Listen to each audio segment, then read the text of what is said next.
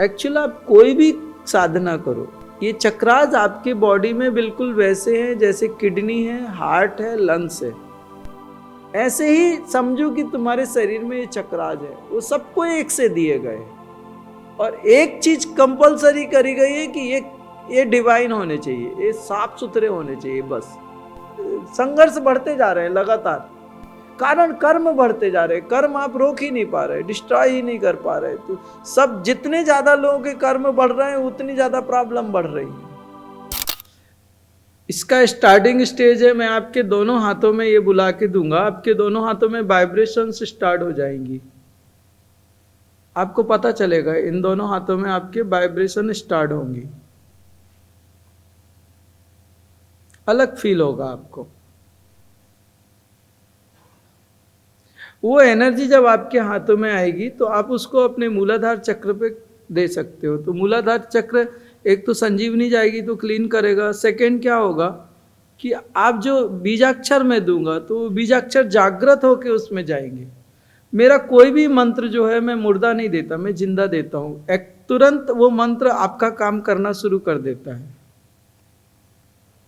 उस मंत्र को जो काम है वो तुरंत एक्टिवेटेड मंत्रास देता हूँ, जागृत देता हूँ आपको। उसको जपने की वो उतनी नहीं कि एक जिंदगी जपोगे फिर वो कभी जिंदा होगा, फिर वो कभी देवता आएगा वो करेगा। वो सब वो दुनिया चली गई और वो समय चला गया। अभी अगर वैसा करना अभी पॉसिबल ही नहीं है।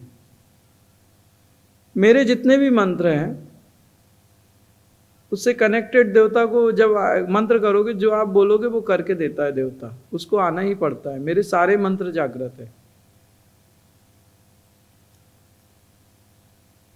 उस मंत्र को यूज करने की विधि बताता हूं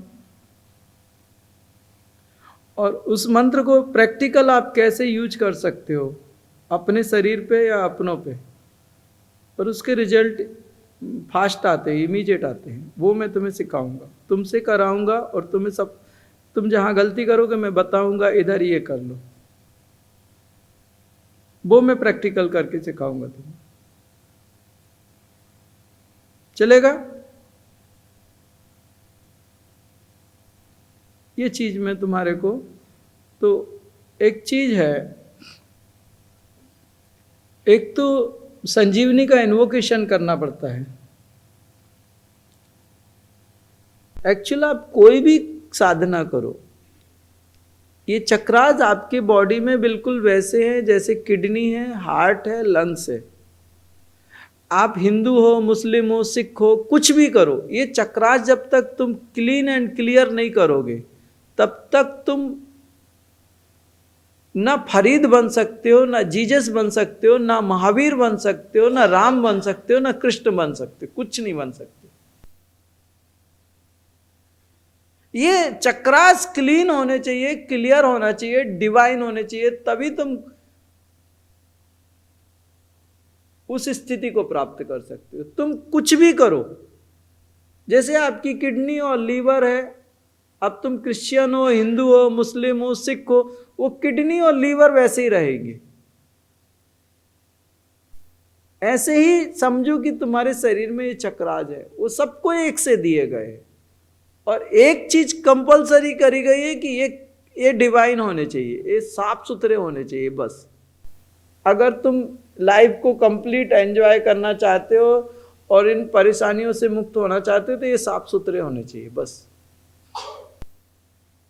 सीधी सी बात है। तुम कुछ भी करो, तुम्हारे रास्ते कोई भी हो, लेकिन ये क्लीन होने चाहिए, ये डिवाइन होने चाहिए। बस इनमें कोई कर्म नहीं होना चाहिए। कुछ भी करो तुम, उससे उनको कोई मतलब नहीं है। तुम सर के बल लटके हो कि तुम हाथ ऊपर करे हो कि तुम पैर नीचे करे, उससे भगवान को कोई मतलब नहीं है। आप आग के ऊपर बैठ जाओ, आग के बाजू में बैठ जाओ, पानी में डूब जाओ, कुछ नहीं है। वो चक्रा कर्म नष्ट होने चाहिए। बस आग में बैठने से कर्म नष्ट नहीं होते, शरीर नष्ट होता है। ये सब हमारे यहां एक्चुअल क्या है, भ्रम है। भगवान कृष्ण ने सीधा सीधा बोला है ना, बहुत खाने से पर योग सिद्ध होता है न कम खाने से योग सिद्ध होता है। उसने सब कुछ क्लियर बताया है। ये फालतूगिरी है, ये जो धर्म के नाम पे जितना हो रहा है ना, इसीलिए दिक्कत एक है, धर्म की ऊर्जा मनुष्य के जीवन तक पहुंच ही नहीं पा रही। बीमारियां बढ़ रही हैं, मेडिकल में धक्का मुक्की हो रही है, मंदिरों में धक्का मुक्की हो रही है, रास्तों पे चलने को जगह नहीं है, लोगों को एक हर चीज संघर्ष बढ़ते जा रहे हैं लगातार।